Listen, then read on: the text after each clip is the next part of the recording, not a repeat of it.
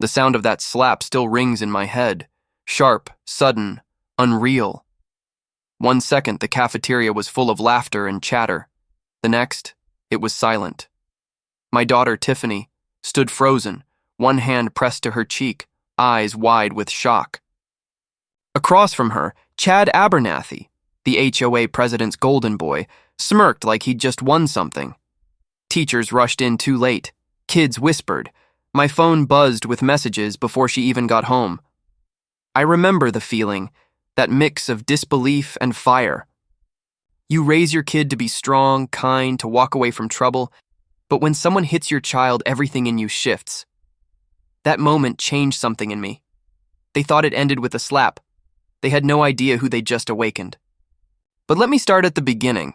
Before we dive in, let me know where you're listening from today.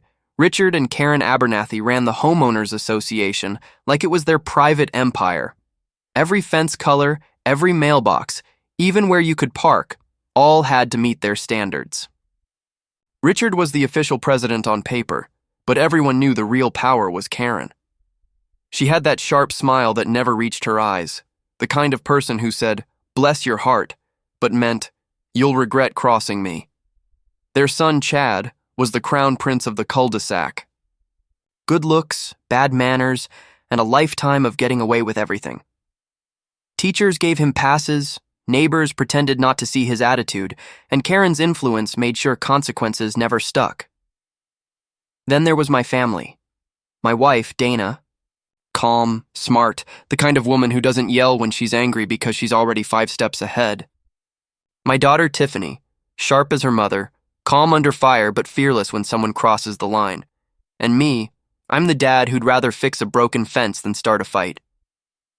But if you come after my family, well, that's when things change. It started like any other Wednesday. Lunch period. The smell of pizza, that dull cafeteria buzz, trays clattering, kids laughing too loud. Tiffany was sitting with her friends when Chad swaggered over, holding his phone up like he was filming for a prank channel. "Hey, princess," he said, loud enough for the whole table to hear.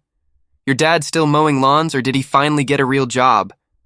She didn't even flinch, just looked up, smiled, and said, "At least he earns what he has, Chad. Can your mom say the same?" The whole table went quiet for a second, then laughter rippled through. Chad's smirk cracked. And that's when it happened. He slapped her. Hard. Right there in front of everyone. The sound echoed, a flat, shocking crack that froze the room. A teacher dropped her coffee. Tiffany didn't cry. She just stood there, eyes locked on his, and said quietly, "You just made the biggest mistake of your life. 3 days suspension, that's all he got. 3 days for hitting a girl, my daughter, because his mom pulled some strings with the school board. That night at dinner, the 4 of us sat quiet for a while. Then Dana said, calm but deadly, 'We document everything. Every text, every fine, every coincidence. They want a war? They just picked the wrong family.' 2 days later, the first letter arrived. A fine for a non-compliant mailbox. Ours was the same model as everyone else's. The next day, another fine. Grass too long.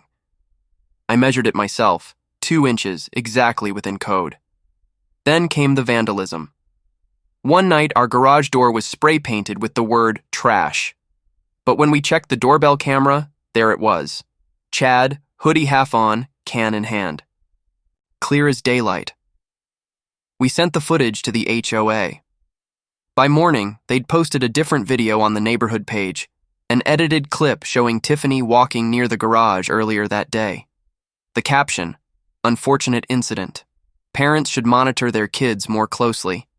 That was the moment I stopped being angry and started getting smart. Dana created a binder, every message, every violation, every screenshot. We weren't yelling. We were building a case, because this wasn't about one slap anymore. It was about power. And people like the Abernathys didn't understand what happens when ordinary people fight back the right way. The next few weeks were almost funny, in a dark, sitcom kind of way. Another fine arrived. Mailbox font not HOA approved. So Dana printed a label in Comic Sans. Then another. Driveway color too dull. So I pressure washed it to look exactly like the HOA president's. Then came our favorite one, doormat not regulation size. So we replaced it with a new one that read, "This is a regulation size doormat." The neighborhood noticed. Some laughed quietly. Others stayed silent, scared of Karen's wrath. But something was shifting. We started hearing from neighbors who'd been fined for ridiculous things too. Fence shade variance, flower bed asymmetry, unauthorized wind chimes. All petty ways to remind people who was in charge. Then, one afternoon, my son Grant, quiet, 14, observant, came home with a split lip. Chad had cornered him at the bus stop. No cameras, no witnesses, just cruelty. The next morning, Grant walked back to that stop, shoulder straight, calm as his mother. When Chad tried again, Grant didn't swing wild.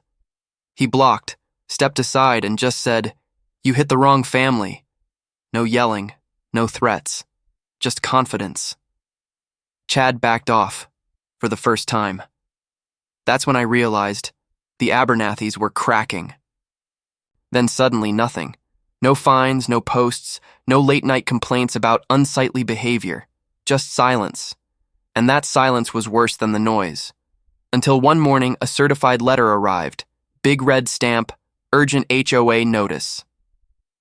Inside was a single page, an emergency assessment. According to Karen, every home owed $2,800 to cover legal costs incurred by HOA board activity. In other words, she wanted us to pay for her mess. I remember holding that letter and feeling the old fire again. Dana looked at me, half a smile on her face. "They're trying to bankrupt us into silence," she said. I nodded. Then they forgot one thing. I set the letter down on the table, next to the binder of evidence. I don't scare that easy. That was the moment everything changed. Because sometimes the worst thing you can do to a bully is stay calm, take notes, and wait for them to dig their own grave. And Karen Abernathy? She was already knee-deep in it. It's not just about a slap, or fines, or mailboxes.